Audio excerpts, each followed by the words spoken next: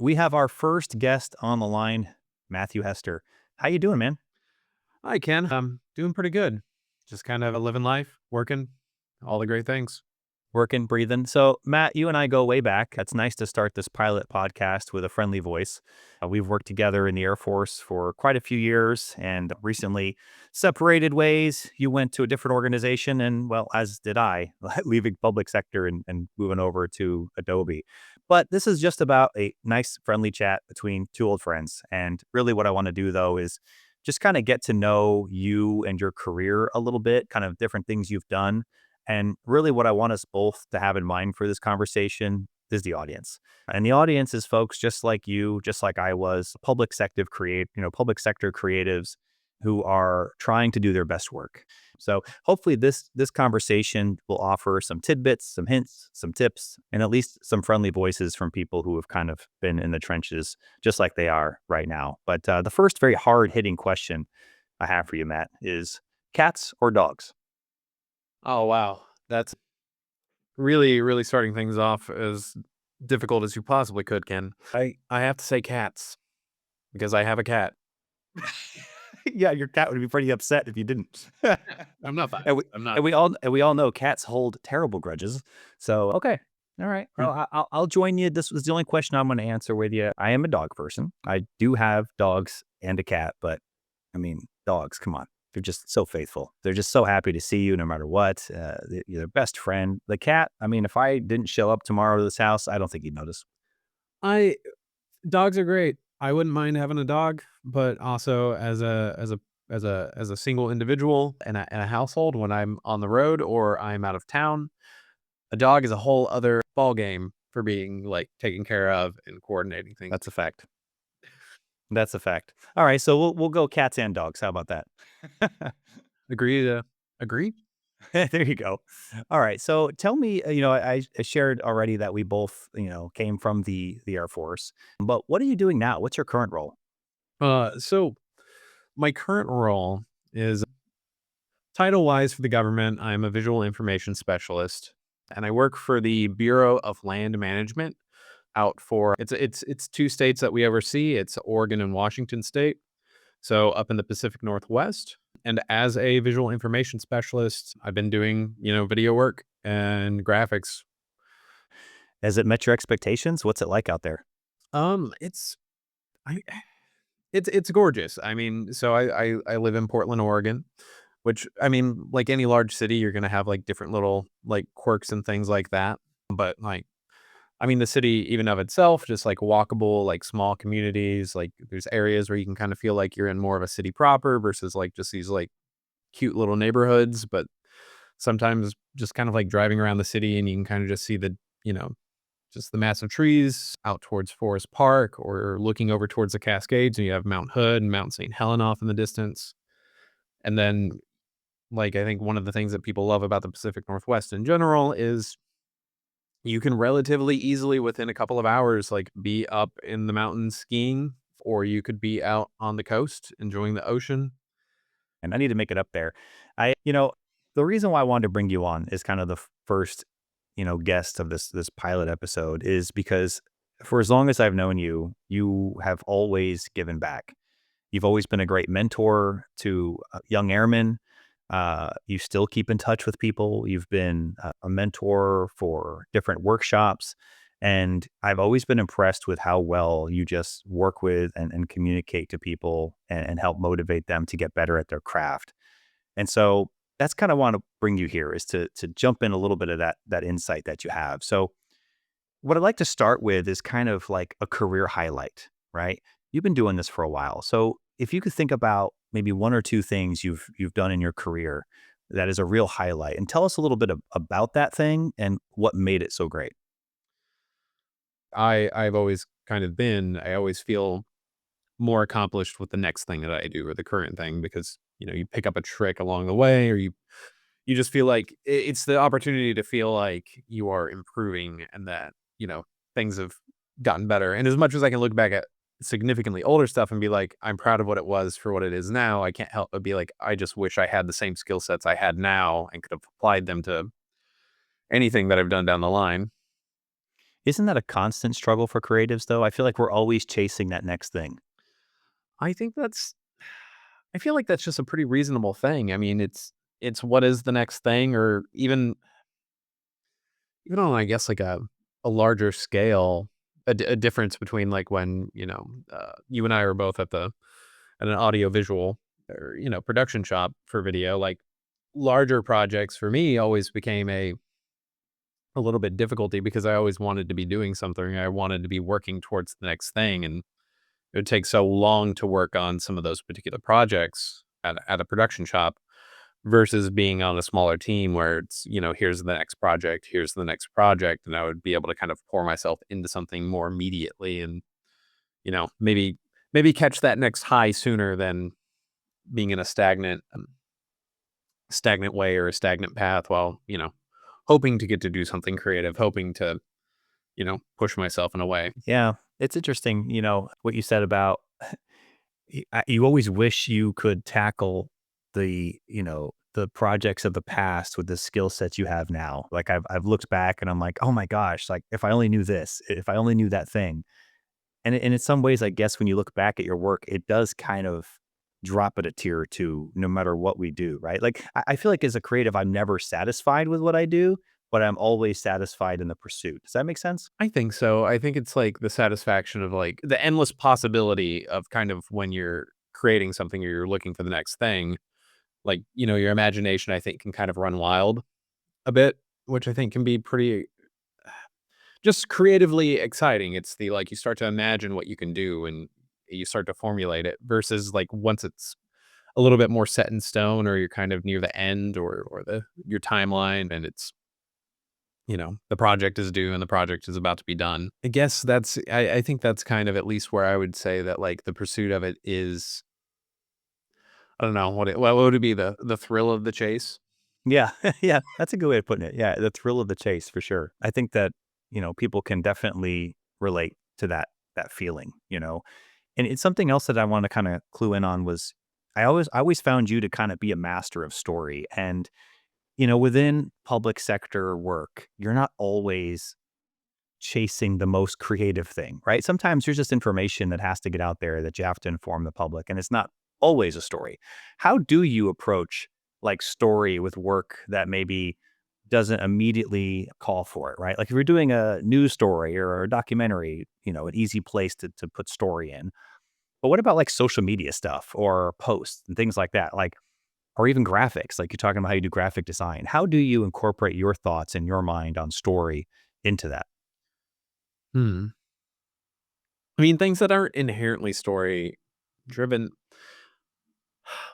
like if I'm working on maybe not a simple, but like a flyer to maybe like advertise something that someone's wanting to put out, you know, at a certain point, maybe the satisfaction or the things that I enjoy in the process becomes maybe a little bit more on the personal side from the small creative choices I get to make on like this is maybe an aesthetic or a style that I personally enjoyed or I challenged myself trying to like capture again, I guess like a feeling, even if it is through a graphic, in a way that like maybe I was a little bit more pleased with than, simply like throwing some things down on, a Photoshop document or vice versa.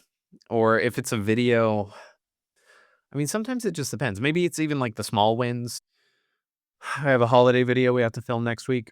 Kind of one of those standard. Here's leadership in the organization. They want to tell everyone like, how, you know, happy holidays and how proud they are of people.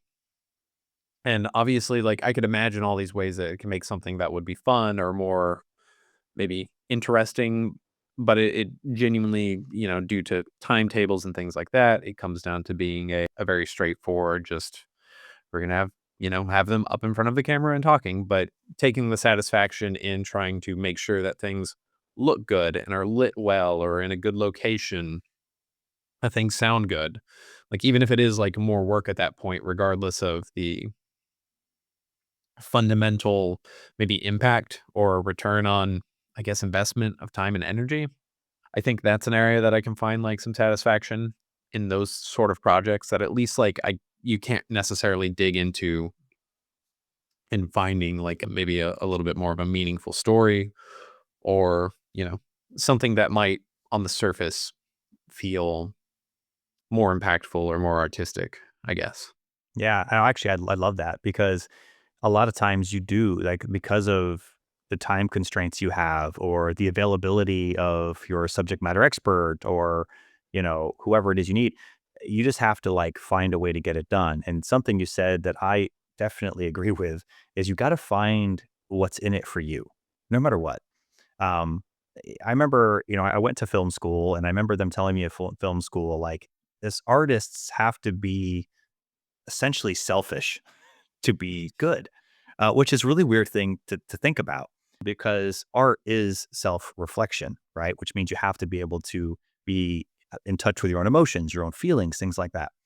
And so I feel like as artists working in government, in the public sector, we have to find what drives us in the work that maybe doesn't just jump out at us, right? So here you are doing a holiday video and you don't have the time to make something more maybe creative and fun and have different scenes and sets and things like that. And you really just have the time to get out there, with the two principles that you have to film, right? And where do you find satisfaction? Well, you find it in saying, what's the best way I could light this? What's the best way I could set the seed I have? What kind of music choices do I have to work with? What's maybe a way of doing this that I haven't done before? And I think just being like essentially curious about the work all the time is what gets you through some of the less glamorous stuff. I hadn't heard the quote before. You said like artists have to be a bit selfish, but I think that that holds true. I think in every scenario, anytime that I've been excited for something or proud of piece of work, most of the time I tend to have done something or poured more time than, would be reasonably expected. You could pour yourself into these artistic endeavors and like fight for it to be as good as possible or as creative as possible. And like that is, something that like you can take pride in and of yourself. But with the military, it was always, and it probably applies everywhere. It's like at the end of the day, like the job is going to get done. Um, and so at that point, I think it truly is at least illustrates that it's like, okay, like if this is going to be good, it's going to be good, or it's going to be creative, or it's going to be artistic, because that's what you find pride in. That is something that like you find satisfaction in, and like you are willing to give of yourself for your art, for whatever service that art is going to ultimately fulfill. Um, Yeah, no, for sure. Yeah, and just finding the piece of the work that inspires you and motivates you, right? I think that's important that when you're because what public sector creatives do, it's vitally important. And I've only been with Adobe for a short amount of time now, but I've been able to meet with organizations like TxDOT, right? So, Texas Department of Transportation, these are the folks that let me know if the bridge is closed or not. It's so they kind of are important. And so when I'm in front of these people and hearing about what they're doing and how they're trying to like communicate to their audiences, like I'm their target audience. So it's interesting when you start to think about like the impact that public sector creatives have because yes, lots of different ways to get the information out there. Sometimes it just has to be quick, right? And timely. And maybe not all that creative, but functional. And that's fine. And then maybe there's just satisfaction knowing you were able to accomplish that quickly. Then there's time where it's like, oh, this is something that we have a little more time for, or that we need to craft into something a little bit bigger. And you can pour a little bit of yourself into that, whether it's in the writing or the graphics or the cinematography, whatever that case may be. And now you're building a little bit of yourself up in that too, which is pretty cool. But I think just finding those opportunities any chance you get is important. Something I want to kind of go back to, I'd mentioned just one of the things I appreciate about you is your ability to kind of like mentor and guide people. What advice would you give to somebody who is working for the public sector? Maybe they've been at it for a few years and maybe it's a one person, two-person deep shop, which there are a lot of those out there. What would you say to them to kind of help keep them inspired, to help keep them, staying creative? What would you do to help motivate them? so I think if you're one deep in a creative type position and you are striving to be creative and grow in your craft, your skill sets, your art, I think it's always gonna be that aspect of reaching out and trying to make connections or find other people, and I'm not a good networker by any means. I absolutely kind of despise the idea of, like, networking for the sake of networking, but I think at least, like, doing your best to find, like, some form of genuine, like, circle of people who are also creatives, people that you can bounce ideas off of, people that you can say, like, "Hey, how would you tackle this?" Or, "How would you maybe go about doing this?" Because I feel like anytime it's been a collaborative process with other individuals who are throwing out their ideas and thoughts and ways of doing things, that it just becomes a snowball, and it propels and it pushes and it makes anyone, I think, go a little bit further, or just opens them up to different ideas than if they were kind of sitting in a vacuum. You know, I always think about the difference of networking versus community. And I think there's two different things there. Networking can sometimes be like parasitic, right? Where it's like, I'm going to network with you because you can get me to that place I need to be. That's not healthy, right? Building community, though, is essential. And I think I've watched you do that. Like, I watched you in the office when we worked together build a community. You connected people together that I don't think would have necessarily connected together had you not been the centerpiece of that connection. And I think that's where our minds need to be, right? It's not about like, let me network for the sake of networking, but let me build a community of people I can lean into and who can lean into me. It's a two-way street. So I think there's a need. There's a need to kind of bring public sector creatives together. And it's kind of cool to kind of be part of that. But when you don't get to be part of that, hopefully that's where maybe this, something like this podcast can fit in to where you can hopefully listen to this and be like, oh, you know what? I remember that dude, Matt, was talking about like, trying to reach out to people and not just to be gross and network, but, and hopefully that helps. No, I agree. I think community is probably one of the most vital aspects beyond just like an artistic thing, but just building communities in general as like just a human to human kind of need or connection, I think is probably one of the most valuable things any single one of us can do. Yeah, and it can't be overlooked, not personally, not professionally, and it does take effort, right? I mean, sometimes I've been guilty of sitting in my office all day and not talking to a soul because I'm so like focused on the work and get this task done, get that task done. But you have to step a little bit out of your comfort zone sometimes to build that community. All right, Matt. Good news is we're getting to the end of your grilling. You've done well. Oh, thank you. Yes. Just a couple of more questions that more curiosity things. If you could master just one skill, right? What would it be and why? I mean, to be fair, I kind of wish like I had a mastery of social media. And by that, I mean, it's not like, oh, I know, or maybe it is, but like understanding like what does the algorithm want?